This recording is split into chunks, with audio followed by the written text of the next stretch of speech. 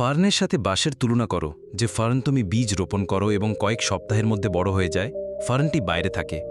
এবং যে বাঁশ তুমি বীজ রোপণ করো, তুমি তাতে জল দিতে থাকো, প্রথম বছর জল দিতে থাকো, তুমি দেখতে পাও পৃষ্ঠে কিছুই বের হয়নি, দ্বিতীয় বছর আবারও কিছুই বের হয়নি, তৃতীয় বছর আবারও কিছুই বের হয়নি, পরপর 5 বছর কিছুই আসে না, এবং তারপর হঠাৎ বাঁশটি বেরিয়ে আসতে শুরু করে এবং 6 মাসের মধ্যে এটি 100 ফুট উঁচু হয়ে যায়।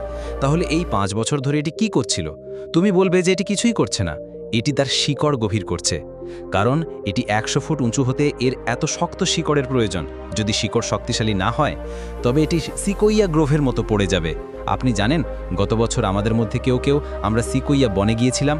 এখন এর জন্য একটি বিশাল গাছের প্রয়োজন, এবং যদি আমার সুযোগে এইভাবে অর্জিত বীজ এমন জায়গায় পড়ে যায় যথেষ্ট শক্তিশালী না হয়, 200 বছর পরে গাছটি পড়ে যায়, শিকড় ধরে টিকতে পারে না। তাই বাঁশের এত শক্ত শিকড়ের প্রয়োজন। এটি সেই 5 বছরে 100 ফুট উঁচুতে গুজিয়ে উঠবে। এটি তার শিকড়কে শক্তিশালী করছে। একইভাবে ঈশ্বর চান আমরা সেখানে পৌঁছাই। পরিপূর্ণতা পেতে সময় লাগবে, এবং এই সময় ভুল হবেই। ভুল হতেই পারে, এমন সময় আসবে যখন আমরা পড়ে যাব।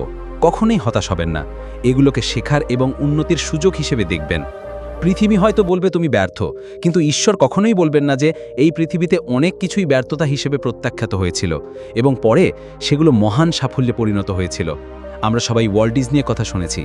তিনি এতটাই ব্যর্থ ছিলেন যে তিনি কিছু গির্জার জন্য কিছু কার্টুন বানাচ্ছিলেন, এবং তাকে কেবল ইঁদুর আক্রান্ত জায়গাতেই থাকতে হয়েছিল। সেখানেই তিনি ইঁদুর কার্টুনের ধারণা পেয়েছিলেন।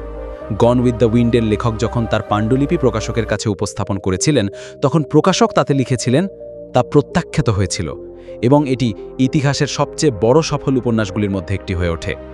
আলেকজান্ডার গ্রাহাম বেল যখন তার টেলিফোন তৈরি করার চেষ্টা করছিলেন, তখন তিনি একজন বিনিয়োগকারীর কাছে এটি উপস্থাপন করেছিলেন। সেই ব্যক্তি বলেছিলেন, আমার টেবিলের তলায় বসুন এবং আমরা আগ্রহী নই। যখন উইলবার এবং অরভিল স্মিথ তাদের বিমান তৈরি করার চেষ্টা করছিলেন, তার 3 দিন আগে নিউ ইয়র্ক টাইমস একটি নিবন্ধ প্রকাশিত হয়েছিল। এই পাগল মানুষ এবং তাদের পাগলাটে যন্ত্রগুলি, তারা আসলে ভাবছে যে তারা এমন একটি যন্ত্রে উঠবে যা কেবল পাখিরাই উঠতে পারে না, এবং তার 3 দিন পরে তারা সফল হয়েছে। তাই ব্যর্থতা বলে কিছু নেই, এটি একটি ধ্রুবক শেখার প্রক্রিয়া।